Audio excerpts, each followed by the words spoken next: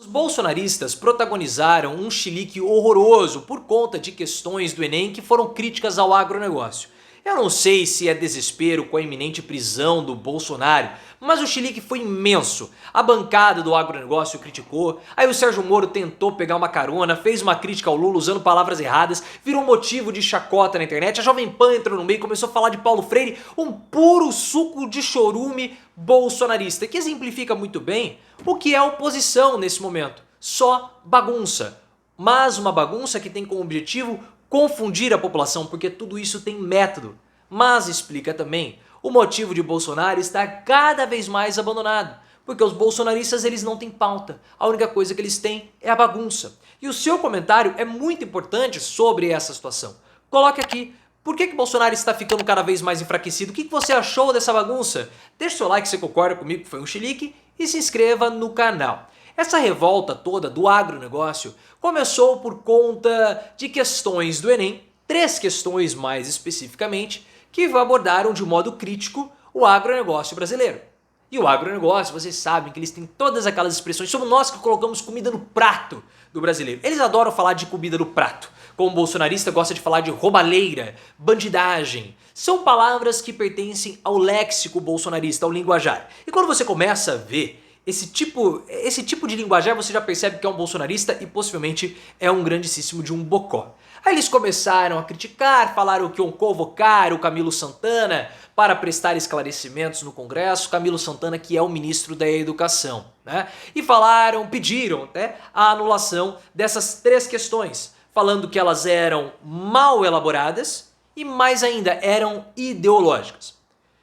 O INEP, que é a entidade que faz o Enem, que elabora o Enem, não tem culpa se esse pessoal não é letrado e não consegue entender algumas questões. Tá? Não há, a gente sabe que o bolsonarista ele tem uma certa dificuldade ali com a leitura. O Bolsonaro, por exemplo, não consegue ler absolutamente nada, isso é notório, público, todo mundo sabe disso. Só que esse episódio da bancada do agronegócio nos revela muito como é essa bagunça bolsonarista. Uma bagunça que tem método. Porque o objetivo do bolsonarista, já que eles não possuem nenhum tipo de pauta ou política pública para ser aprovado, é simplesmente com a bagunça, que tem como objetivo confundir. Porque essa era a estratégia do Steve Bannon.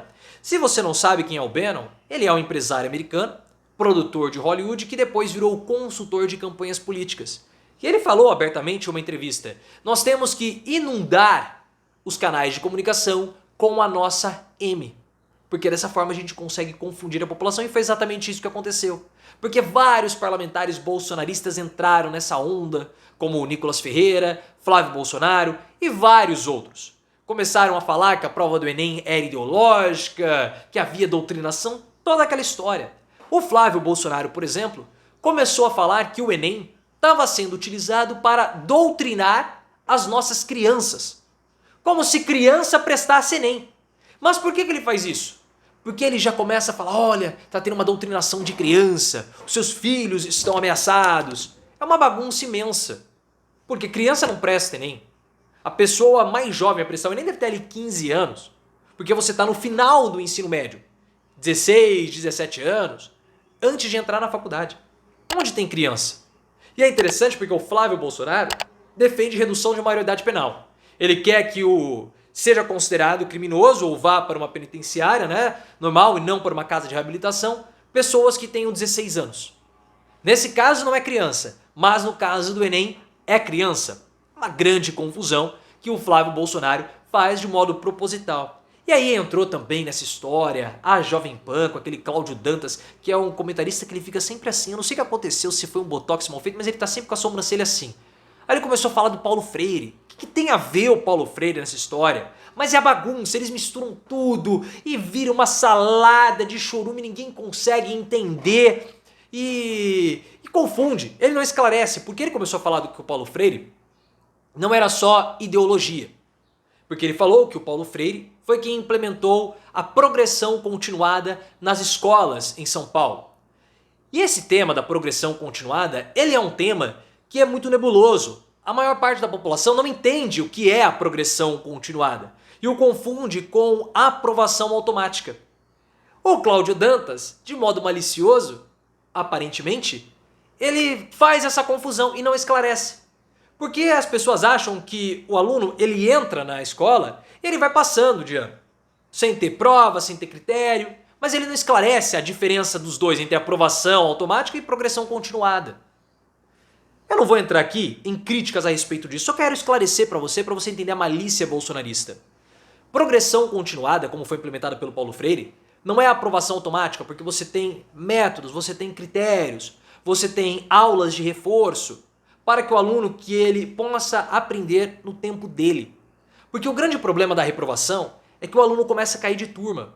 E quando ele cai de turma, ele perde os amigos, ele está mais velho e ele entra em contato com uma turma mais nova do que ele na adolescência ou na infância.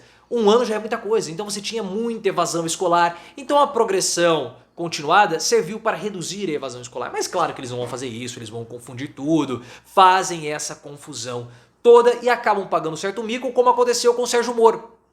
O Moro, mais uma vez, quis criticar o governo Lula. Só que a gente sabe que o Sérgio Moro faz morices. O que são as morices? São as coisas típicas do Sérgio Moro, que ele faz se achando muito inteligente, mas no fim das contas ele acaba pagando um mico absurdo. Ele foi criticar o governo Lula e ao invés de escrever Enem com M de Maria no final, ele escreveu Enem com N de navio. E aí o cara virou piada, né? Falou, Moro, de prova você não entende nada, o Janones debochou, os outros, pessoal de esquerda debochou, o Reinaldo Azevedo também debochou, porque o Sérgio Moro falou que o Enem estava mal redigido.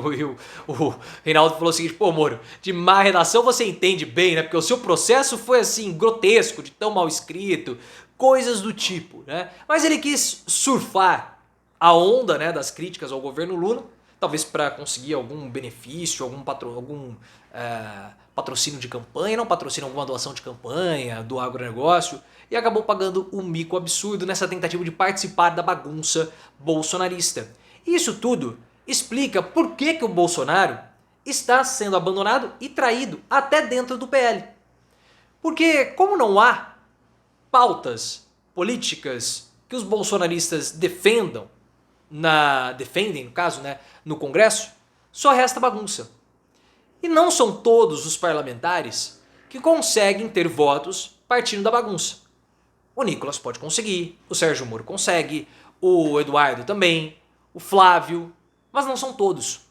Por isso que o Bolsonaro ele está perdendo a força dentro do partido, né? Tem muita gente dentro do PL o abandonando, migrando para o governo Lula para conseguir emendas, para conseguir encargos. O Arthur Lira negocia com o PL diretorias na Caixa Econômica Federal. O Bolsonaro ficou fulo da vida, quis expulsar o pessoal do partido, porque não adianta. Só com bagunça não dá para sobreviver politicamente. E é muito interessante o agronegócio falar de ideologias, que o governo está ideológico, sendo que no início do ano, lá por abril, a maior feira de agronegócio da América Latina, a AgriShow no interior de São Paulo, deu prioridade para receber o Bolsonaro e não o ministro da Agricultura, que ia lá para falar sobre o Plano Safra, sobre a expansão do Plano Safra, ia dar dinheiro para o setor, mas os bolsonaristas ou o agronegócio deu preferência a Bolsonaro ao invés de dar preferência para o ministro da Agricultura. E eles vêm falar de ideologia, ora, faça-me um favor, né? Faça-me um favor. Por isso que eu falei para vocês no início do vídeo. Eu acho que eles não entenderam a questão do Enem, porque a leitura não é o forte dessa gente.